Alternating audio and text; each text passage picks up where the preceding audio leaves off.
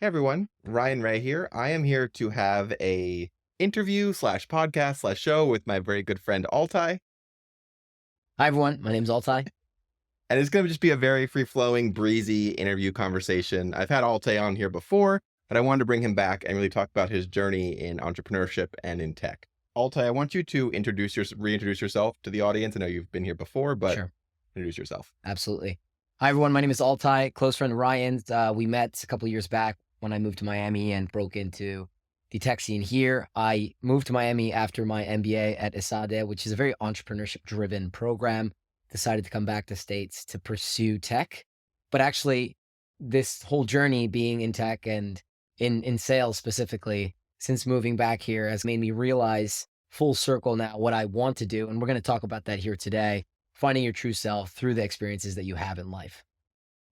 And I think it's important to talk about all of the experiences we have, the good and the bad, Sure. the stuff that makes us happy, as well as things we've learned from the failures along the way. I think we've all had ups and downs in our lives. Absolutely. Yeah. I mean, sure. I've been laid off and fired and not made it at jobs, and I've made mistakes, I think. But I think it's important to show all of that, because a lot of times when you have these sort of thought leaders who are talking about their lives, they tend to focus on their successes Right. Right. and not always the failures. Which I think the failures are just as important because that's what we learn from. I completely agree with you. And it's nice to be able to come to this realization after this experience that I've had or these experiences that I've had. Because I mean, I'll admit to you, I used to cringe at these people that would tell their stories. Yeah. And now I cringe at myself for cringing at them.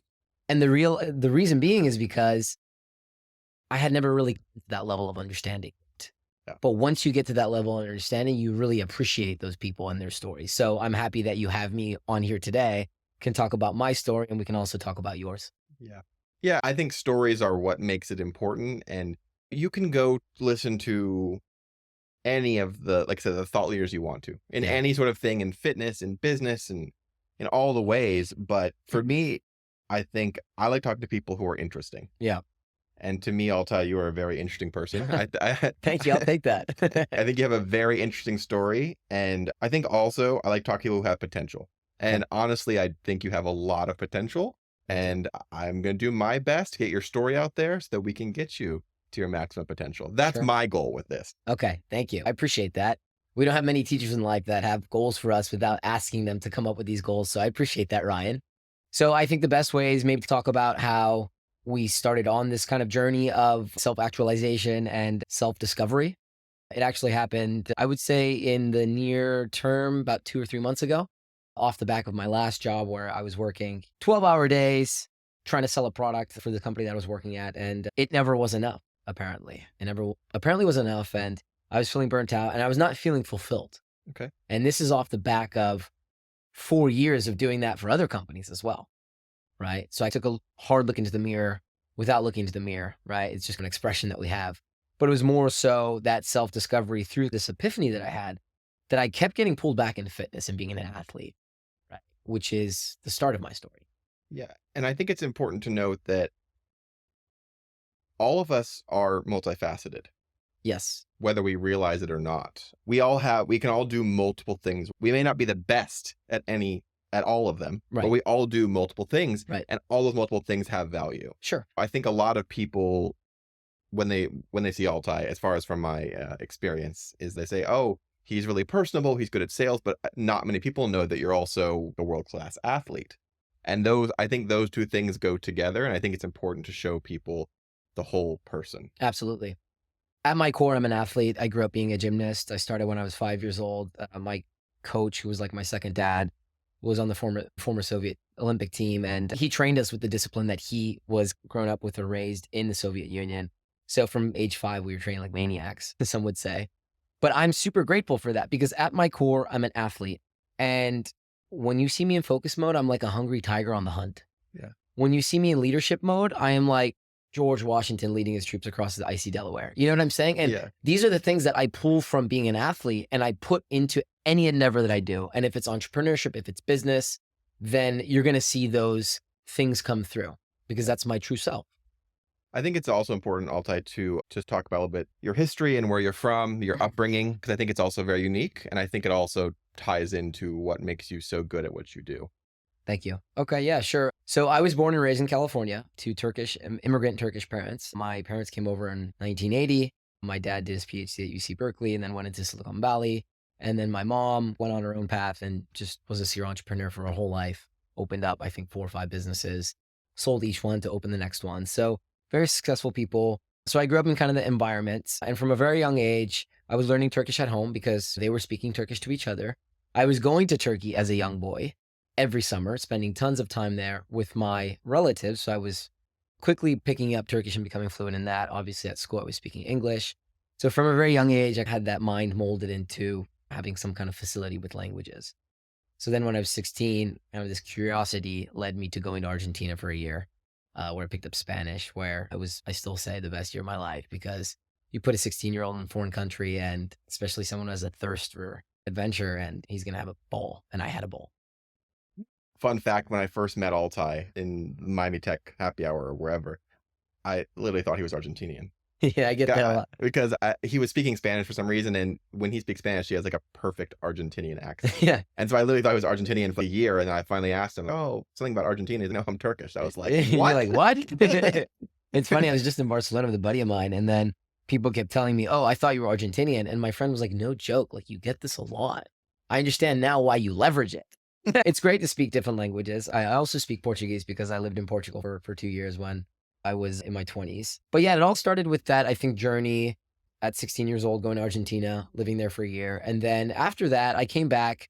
Although, let me tell you, that trip disrupted my gymnastics career in a way, and I didn't leave because of Argentina. I actually left due to my coach not being with the gym anymore. So I felt like I couldn't really train with anyone else.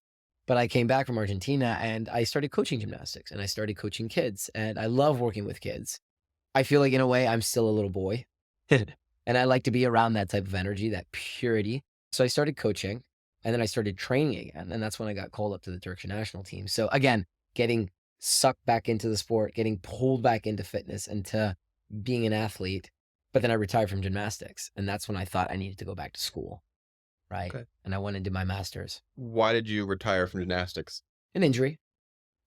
Yeah. It was an injury to my hand. And then it was right 2 weeks before the European Games. So I was devastated. It was around the time that I was also finishing up my college degree.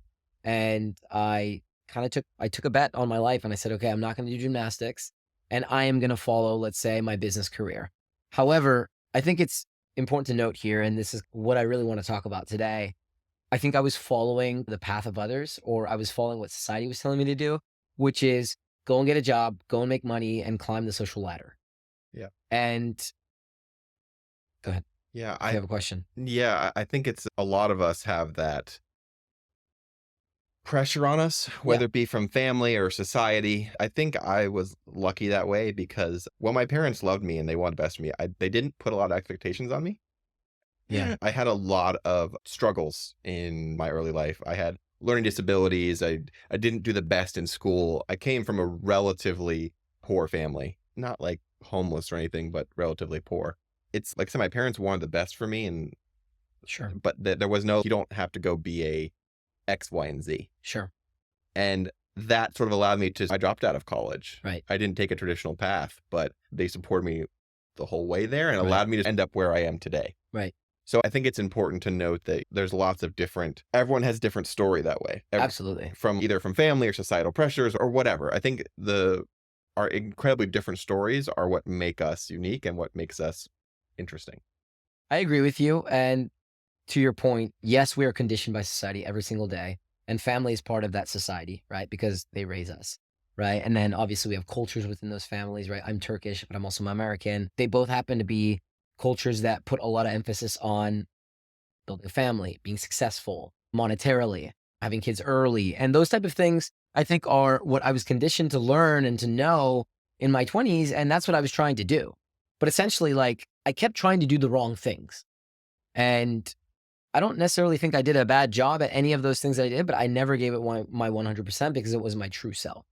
And it was only after the MBA, coming to Miami, really just going off on my own, that I realized, okay, I really need to come full circle to realize who I want to be and what I want to do. Yeah. I've had a chance to look at your resume. I helped you optimize a little bit. And you definitely done a lot of things across a lot of industries. And a lot of countries too. I mean, there's Argentina, there's Spain, there's Portugal, there's Istanbul, Turkey. And that was all in my 20s. And I don't regret it because, of course, that has formed who I am today, and all my beliefs and all of the learnings and failures and experiences that I've had have formed who I am today, right? But essentially, but now trying to embark on this path that is our true self, right? And forgetting what society tells us to do and just listening to our inner voice, right? And being in touch with our integrity. And in fact, that's something I do want to touch on because let me paint an example for you. We've all been on an airplane before where we're about to take off. And then over the intercom, they're like, hey, look, we found a technical issue. We can't take off. And so we're probably going to be grounded for a bit. And there's been times that we're on the plane for an hour, maybe 2 hours. Sometimes they take us off the plane and then we have to get back on board. Everyone is annoyed, but at the end of the day, all of that grumbling, it doesn't amount to what we know would be a catastrophe if we went up in that plane that was not in touch with its integrity. And what I'm trying to get to here is that in life, if they don't let that plane take off, why do we take so many chances at flying when we're not in touch with ourselves, right? When we fall. And of course, it's not as catastrophic as a plane coming down and perhaps killing all 200 members on board. But, and I'm saying those failures sometimes need to happen, but I've crashed so many times that now I'm trying to be in touch with my integrity and really make sure that ship is ready to go because I want to fly it.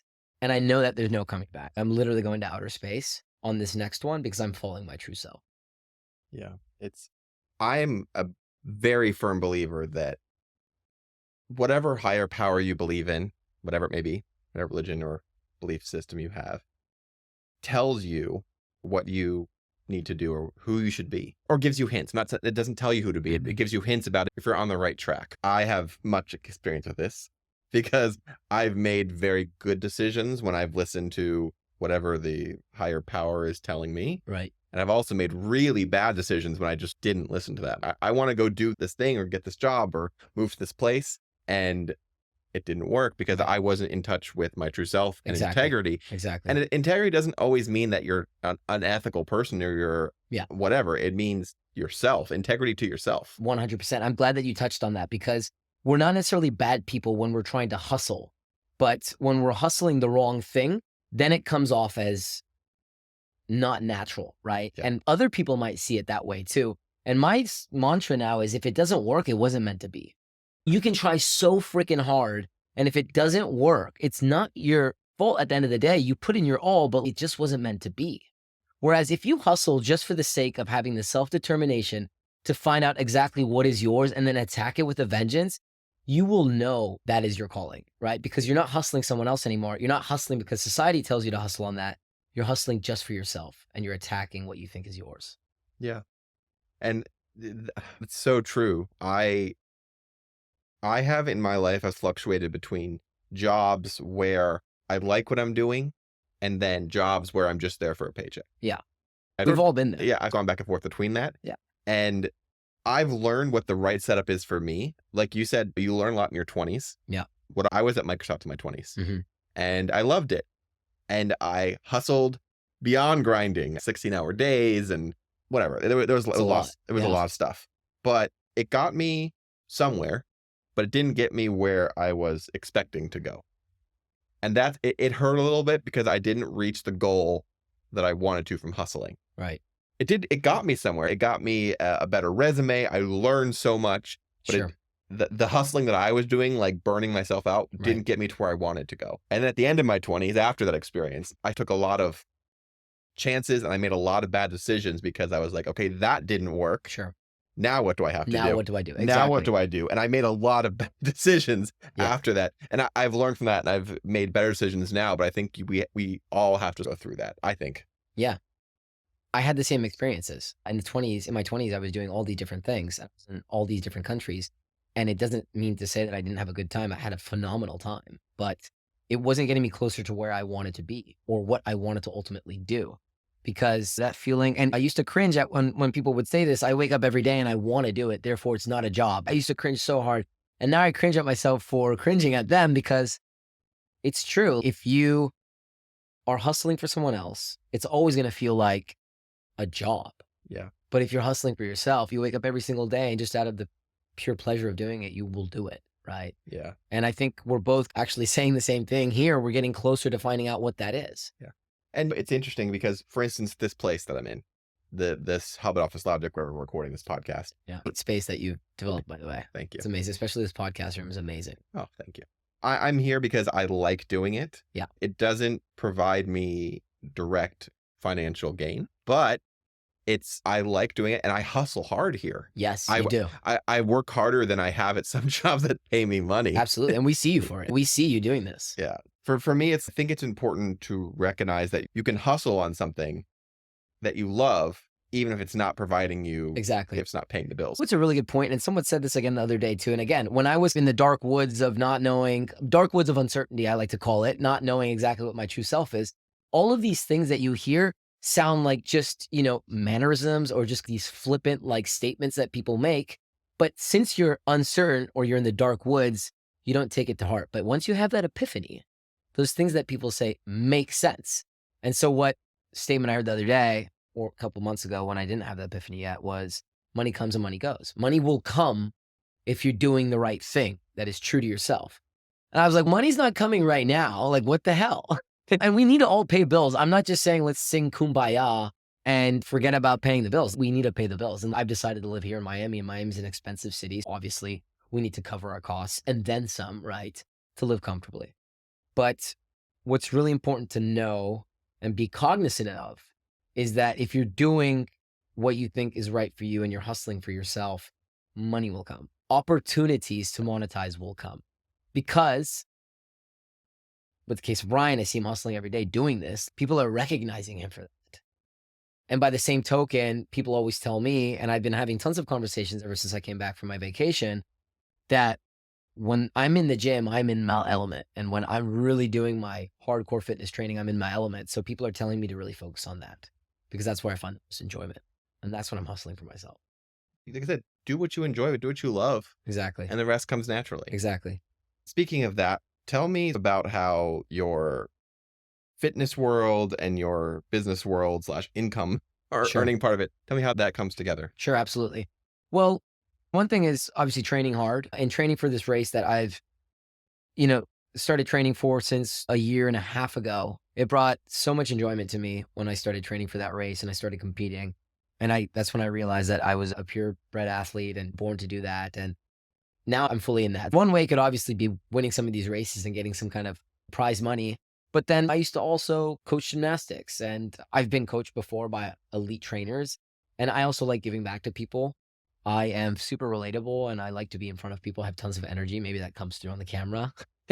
But essentially, I want to start coaching again. And I don't necessarily mean personal training, but like I am getting into like group fitness classes, right? And teaching people how to do gymnastics or how to be better about the movements that they're doing with their body. But then at some point, and this we're also going to talk about, I think the creator economy is only just getting started. And I want to be part of that creative economy. And I think there should be opportunities. There will be opportunities that arise from the content that I produce. Yeah.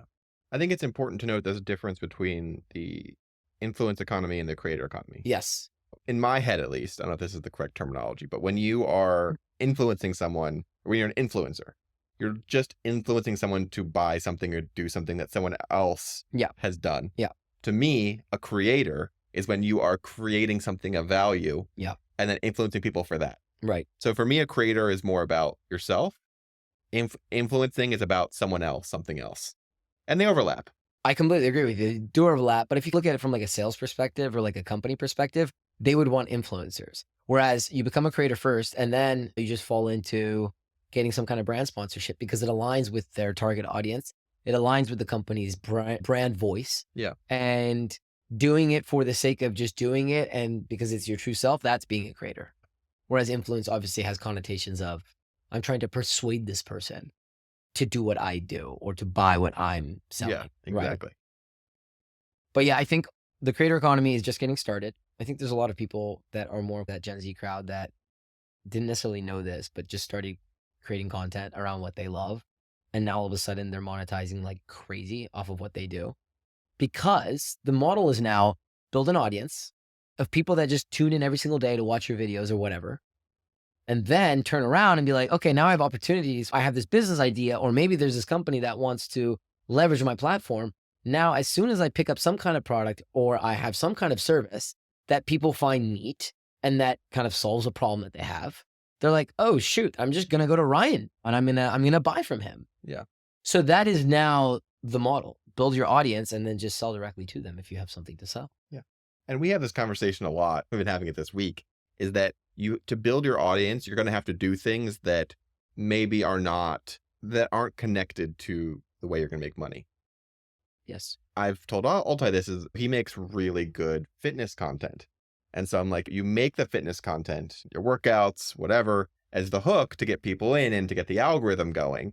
And then once people are following you or engaging with you, then you can start the soft sell into the stuff that is going to bring you income and Sure. monetization. Yeah, absolutely. And the creator economy, just like to do some top line numbers, it's $100 billion, trillion dollar global economy. And 62% of that is driven by households, right? And now households are moving toward this new method of, okay, if I see something that I like, I'm going to go immediately read the reviews and then I'm going to go immediately leverage any kind of social media platform and see if anyone's talking about it. And most likely, if someone's talking about it and they have a lot of followers, they are a creator in that space. Yes. So it's like this out the window, like television advertising, even online ads. Like I was recently working in a tech company that was in the advertising space, and I saw that CPAs or cost per actions, like the cost itself is just so expensive to now advertise on these large platforms. So now the best way to do it, or the way that people are wanting to gather their information, is through people, Yeah. right? People just like us that have something to say around something they love. And so that authenticity comes through the camera and they're like, "Oh, I'm gonna trust this guy on this." Right. And brands are realizing that and brands are pushing their money into that as well, into creators. Yeah. So I got one I've had a few like sponsored monetization things in my influencer career, Yeah. but I got one recently that's pretty cool. It's for a company called Onyx Homes. Mm-mm. And I'm going to their factory in a week or two. But anyways, I get pitches quite often to do sponsorship type things, but I'm particular about it. This one was interesting because obviously I'm into real estate, I'm into new technology, and I was like, okay, and people follow me for that. Sure. So it's not just me getting a check for for posting a few tweets or whatever. Like people who follow me will get value from posting it. Someone might be looking for a new single family home that's a new technology. They'll get value from that too. And I will. Absolutely. Absolutely. And yeah, Ryan, you've done a really good job since you moved to Miami, even before like the wave after COVID, of really getting into kind of the nitty gritty, like ins and outs of what Miami is doing and the facelift that it's going through. And if you follow Ryan on Twitter, what is it, Volvo Shine? Yeah, well, sure. If you get him on X, then you're going to see like he is almost like beyond just being the tech ambassador, which he's also called in the city. Like I would literally call him like the number one developer's best friend and right-hand man that knows everything about the market. It's crazy. And it's like, you can tell he's just doing it because he loves it. Right. And it makes sense that this construction company or like this company making prefabricated homes would come to you Yeah, to leverage your platform. exactly. So I'm trying to do the same thing when it comes to fitness. And the reason being is because, again, it's following my passion. It's my true self of being an athlete. But also it's like I wake up every single day and I get excited to go to the gym. I get excited to meet with people, right? Yeah. And I get excited to help others, right? When it comes to, I don't know, learning a new skill or motivating them to take up working out, or even just like consuming the content that I have around my preparations for my race, right? And there could be ways to monetize that. And that's the path that I'm on right now. I think it's important especially when you're in the fitness space. So many fitness people take the easy route when it comes to monetization. A lot of them are just selling the Gymshark or the 10,000, or the fitness thing is only the hook for potentially like an OnlyFans style of thing. We're not going down that path, that's for sure. I don't plan on doing that. Yeah, but to me, there's potential, I think, for more, because obviously, listen, if you're attractive and you take care of your body, people are going to like looking at you. Okay. That's just humanity. You can do it the easy way or the hard way, I think. And the easy way is to do the Gymshark and the OnlyFans and Sure, whatever. sure. The hard way, I think, is taking that hook, which is you and your physical attributes, and connecting it to something that actually has more value Sure. to people, business coaching or whatever it may be, but something that has actual value. I see it this way. Again, people that know they have a platform and then will hustle to get brands to pay them. They might be hustling. Maybe they actually do like those brands. So not dinging them for going and getting sponsorships and getting paid to do what they love, that's actually them cracking the code. But if it's a brand that you are aligned with and that you use every single day, I think it would make sense to then approach that brand and say, hey, look, I would love to partner with you because I am in love with your product and I want to be able to tell more people about your product.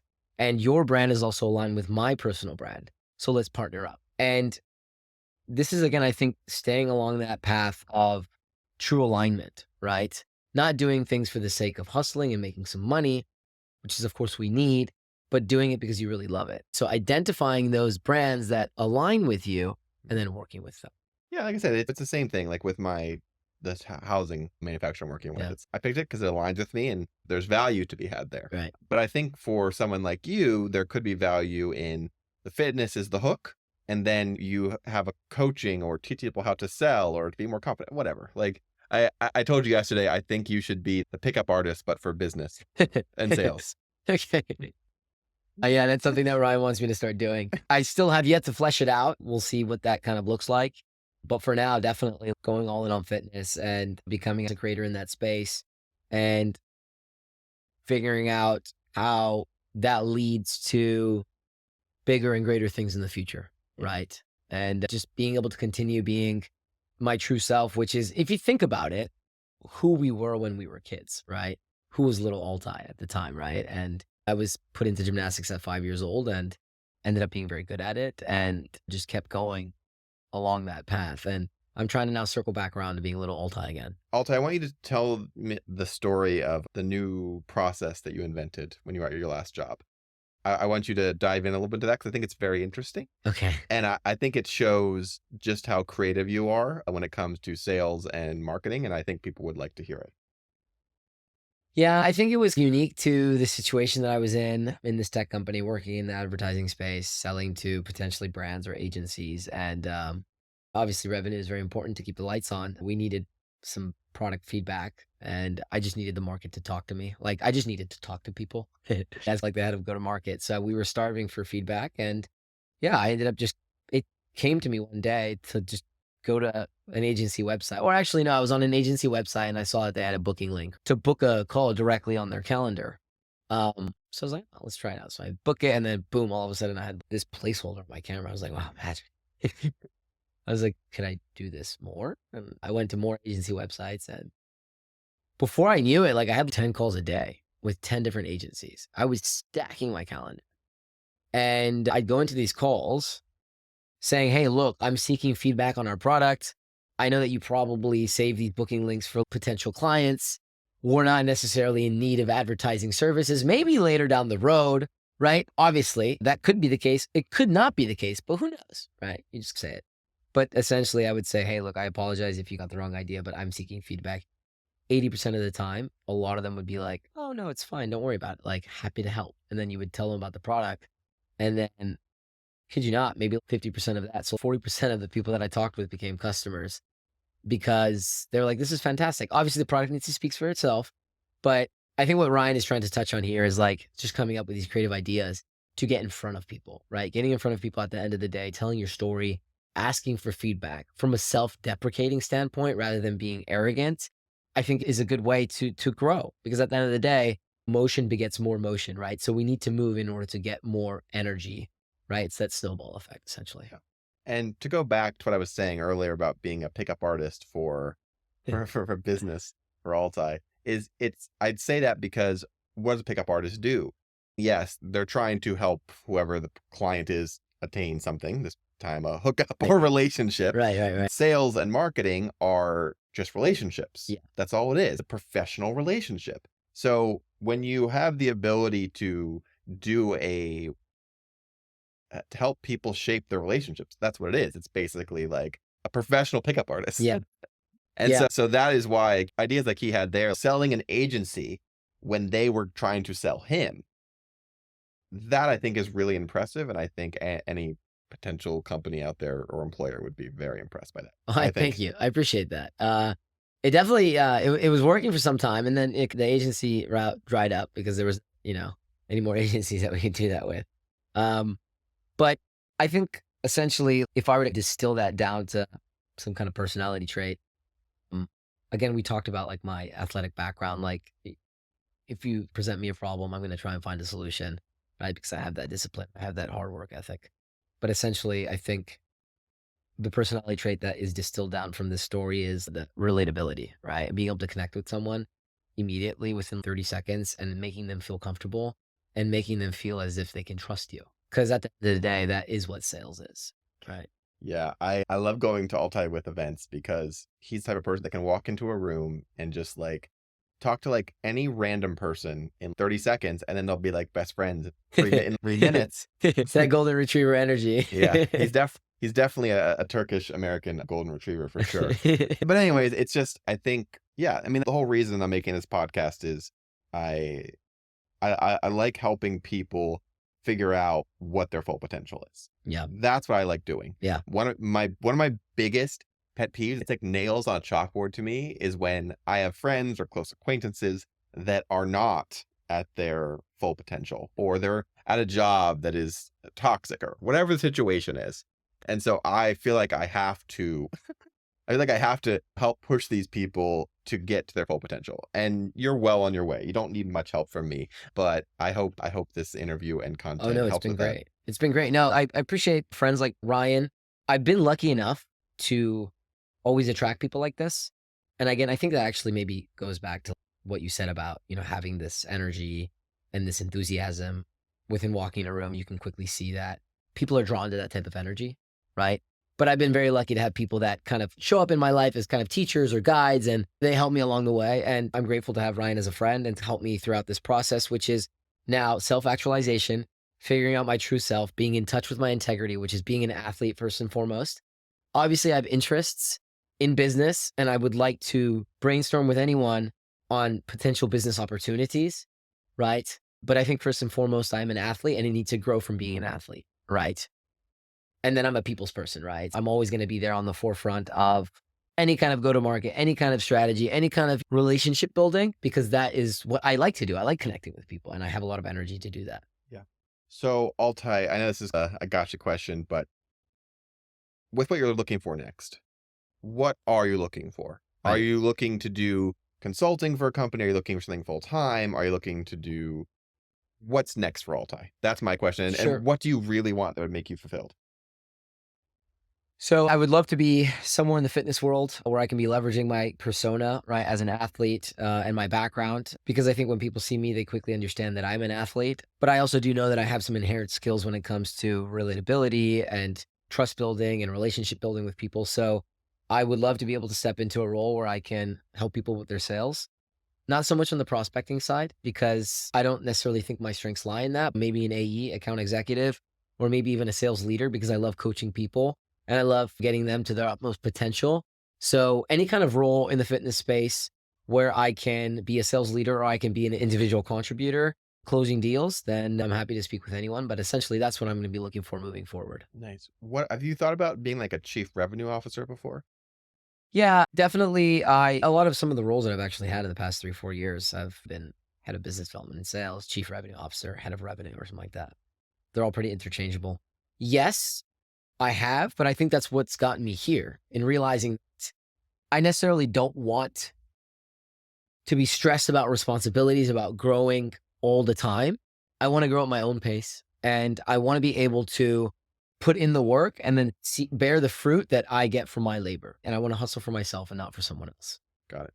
Yeah, I like I said, hustling for yourself is important. I think that's what makes us fulfilled. It's balancing that which makes us money. Absolutely. And maybe there's a sales consultant job out there where I can help people grow their sales. But I think it needs to be aligned with who I am and what I'm doing currently, which is definitely going after this creator economy in the fitness space and trying to do fitness classes and then trying to find value out of that, right? I'm training super hard for this race. I'm also helping people get to their fitness journey, right? If there's something in there where I can drive value with my other relatable sales skills, then for sure I'm going to do it. If not, I just think that it would be another waste of my potential and time. Let's put it that way. What are your goals? This year is halfway over, but what would be your goals attainable and realistic for the end of this year? Yeah, by the end of this year, I think it's going to be important to, create more content around what I think matters, right? Develop more of an audience that is tuning into my videos and seeing value from them. So, still trying to flesh out what the content looks like and bucketing those categories, but essentially getting to a threshold of audience that can help me start approaching brands and talk to them about potential partnerships. But then essentially also growing with a company, the right company, of course, that sees my potential in delivering value, either on the sales side or maybe on the sales leader side. So trying to figure out exactly towards the end of the year what roles might be best for me and how that kind of aligns with my content creation. Okay. I Yeah, like it. I like those goals. I'm going to try and help out with those best that I can. perfect. Anything else you want to add before we wrap up this section? Yeah, my parting words are if you can do stuff that makes you feel like a kid again, go and do it. Like for me, it's maybe climbing a tree or being in water. I've always liked being in water. Maybe it's going and playing with dogs, right? Receiving that dog energy that I always give in. Try and be a kid again. Do the things that you love, right? And essentially that's going to allow you to be your true self. And when it comes to the job search out there, I think honestly, just be authentically you and you're going to be able to find exactly what resonates with your true self. And then it's gonna be fun. It's not gonna feel like a job. I love it. Thank you for those words. I think we have some good stuff here, and I can wait to get this out for people to see. Awesome. Thank you so much, Ryan. Absolutely. I appreciate it. Thanks, Altai. Bye.